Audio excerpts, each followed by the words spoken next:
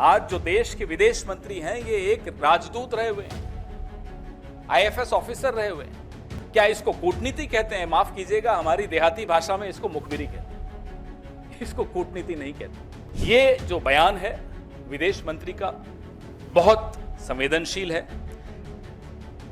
आतंकी ठिकाने, इस बयान के बाद पाकिस्तान ने उन ठिकानों का क्या किया होगा, खाली किए होंगे, नहीं किए होंगे, ये तो अजहर मसूद जिंदा है उसी से मालूम पड़ जाता है। विदेश मंत्री के बयान पर इस वक्त बवाल मचा हुआ है। विपक्ष का कहना है कि जो बयान विदेश मंत्री ने दिया उसमें वो ये कह रहे हैं कि हमले से पहले पाकिस्तान को जानकारी दी गई थी और लगातार विपक्ष बीजेपी सरकार से सवाल पूछ रहा है कि क्या हमले से पहले पाकिस्तान को जानकारी देना सही था। लेकिन विदेश मंत्रालय ने इस बवाल के बीच अपनी सफाई दी है और कहा है कि गलत तरीके से बयान को पेश किया गया है। हमले से पहले नहीं बल्कि हमले के बाद जानकारी दी गई थी। जी हां, दिल्ली में कांग्रेस की एक बड़ी प्रेस वार्ता हुई। पवन खेड़ा ने क्या कुछ कहा है इस वीडियो में हम इसी पर करेंगे बात। नमस्कार, 4 PM पर आप सभी का स्वागत है। विदेश मंत्री एस जयशंकर ने एक ऐसा बयान दिया जिससे बवाल मचा हुआ है। विपक्षी दल बीजेपी सरकार को घेरने में लगी है। दरअसल पहलगाम आतंकी हमले के बाद भारत ने ऑपरेशन सिंदूर के तहत पाकिस्तान में घुसकर भारतीय सेना को मुंहतोड़ जवाब दिया। लेकिन अब उसी हमले को लेकर विदेश मंत्री ने एक बड़ा बयान दिया है। उन्होंने मीडिया से बात करते हुए कहा कि हमले से पहले पाकिस्तान को जानकारी दी गई थी। उनके इस बयान पर विपक्ष बीजेपी को घेर रहा है। विपक्ष का कहना है कि हमले से पहले पाकिस्तान को जानकारी देना कितना सही था, लेकिन विदेश मंत्रालय का कहना है कि बयान को तोड़ मरोड़ कर पेश किया गया है। हमले के बाद जानकारी दी गई थी, ना कि पहले। बता दें कि विदेश मंत्री के बयान पर कांग्रेस लगातार बीजेपी पर हमलावर है। कांग्रेस प्रवक्ता पवन खेड़ा ने मोदी सरकार और विदेश मंत्री एस जयशंकर पर तीखे सवाल उठाए हैं। दिल्ली में आयोजित प्रेस वार्ता में खेड़ा ने आरोप लगाया कि पाकिस्तान को पहले से सर्जिकल स्ट्राइक की जानकारी दी गई थी।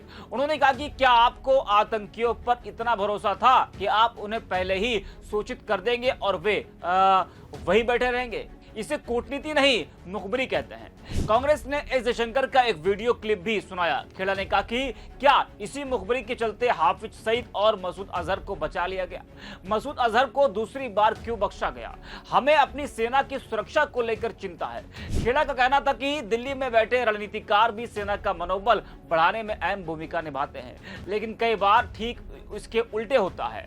उन्होंने विदेश मंत्री एस जयशंकर का वीडियो बाइट भी चलवाई और उन्होंने कहा कि एस जयशंकर इस तरह का बयान दे जिससे पूरी दुनिया में हमारी हंसी उड़ रही है। इसलिए राहुल गांधी बार बार कह रहे हैं कि जवाब दीजिए, यह बताना चाहिए कि जो पहले से बता दिया गया उससे देश को क्या नुकसान हुआ है।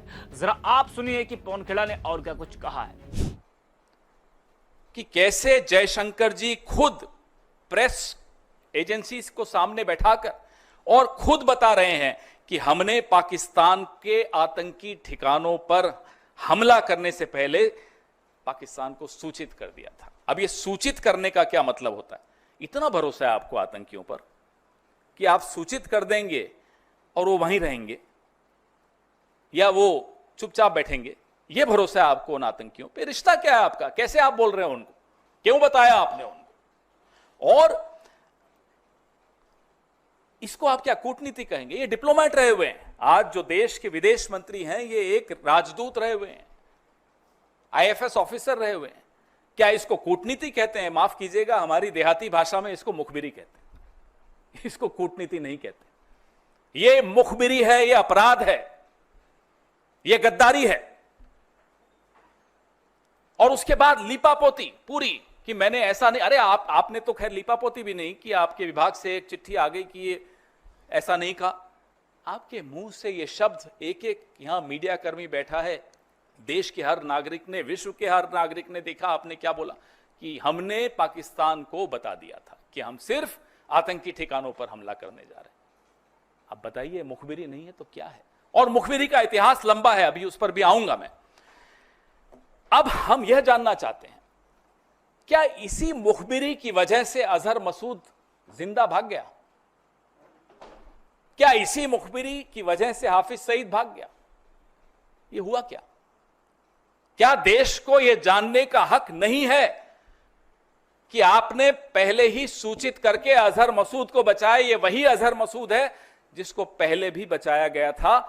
कंधार में जब IC 814 को हम छुड़वाने गए थे, तब इसी अजहर मसूद को हम जाकर उनको सुपुर्द करके आए थे। ये दूसरी बार बचाने की साजिश क्यों हो रही? क्यों बचाया गया अजहर मसूद को? कारण बताइए। ये जो बयान है विदेश मंत्री का बहुत संवेदनशील है। आतंकी ठिकाने, इस बयान के बाद पाकिस्तान ने उन ठिकानों का क्या किया होगा, खाली किए होंगे, नहीं किए होंगे, ये तो अजहर मसूद जिंदा है उसी से मालूम पड़ जाता है। और कितने आतंकी जिंदा बच के भाग गए होंगे, ये चिंता और ये सवाल हम सबके मन में है। We are right in being concerned and being worried about the future, the safety of our country. If we have forewarned Pakistan, then obviously most of the terrorists like Azhar Masood, like Hafiz Saeed would have escaped. Why did we allow that? That's a question, that's a concern which every single Indian faces today. And the minister and the prime minister must open their mouth and come out clean. तो सुना आपने। बता दें कि विदेश मंत्री S Jaishankar का एक बयान तेजी से वायरल हुआ। इसमें दावा किया गया कि उन्होंने कहा कि ऑपरेशन सिंदूर की शुरुआत से पहले भारत ने पाकिस्तान को सूचित किया था कि हम पाकिस्तान के भीतर आतंकी ढांचे पर हमला करने जा रहे हैं। हमें उम्मीद थी कि वे समझेंगे, यानी पाकिस्तान समझेगा, लेकिन उन्होंने जवाबी कार्रवाई की। कांग्रेस लगातार इस मुद्दे को उठा रही है। इससे पहले कांग्रेस सांसद राहुल गांधी ने भी बड़ा हमला बोला था।